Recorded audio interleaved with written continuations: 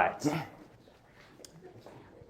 Matthew Malin will be sharing one principle that has changed the entire trajectory of his life. Matthew Malin. Thank you.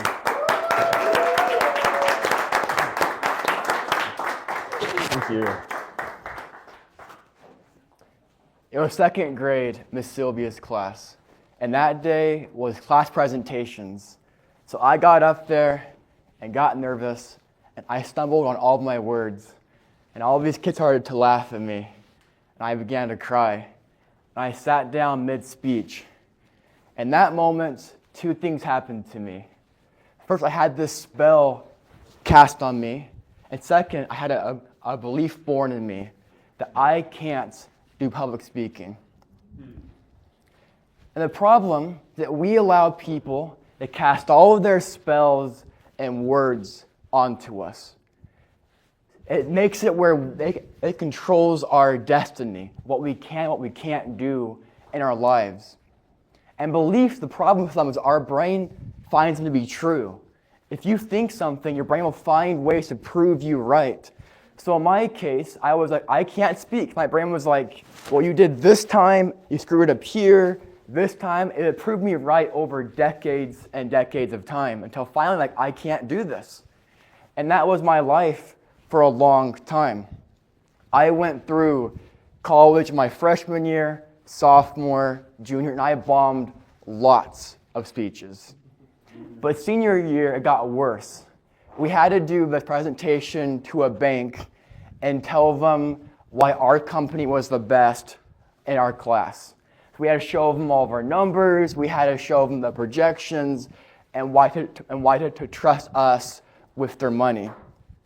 Well, the night before, I was a mess. I had all this anxiety, could hardly breathe, and I thought, I can't do this. So I called up and I said, hey, I'm sick and I won't be there tomorrow. I let this spell, this black magic over my life control me. And the way I see it, black magic is when you allow words or ideas to control you, when it controls who you become in the future. By accident, though, I found the solution. It was white magic. White magic is when you use words to uplift you, to empower you, and to bring you to new standards of living. But it was by accident. So I had gone to Toastmasters 3 years ago, but it was very off and on. I went there for 2 weeks and then ditched for the next year. But 3 months ago, I met this guy named Don Ratcliffe, and I was dumb. I gave him my email. And Don would email me all the time, probably 7 times, asking me where I was, about tonight's meeting, how he missed me. And finally, okay, you win, I'll come back and join you guys. He gave me speech training at his house personally over weeks and weeks. And we practiced the same speech tons of times. So finally he was like, Matthew, that was a great speech. And for the first time, all my beliefs about what I could do, all the past spells, the black magic, it was all shattered in that one moment. I believe that words have power. And if you say the wrong things to yourself, that's a spell you cast onto yourself. So all of our words, all the good ones, the bad ones, they are doing things to us. So the challenge for all of you is to think about what black magic is currently stopping you from living your dream. Because we all have them, and you know what they are deep down. For some of us, maybe you think that you're not smart, or you can't talk on stage, or you can't make friends. We allow those things to stop us from living all of our dreams.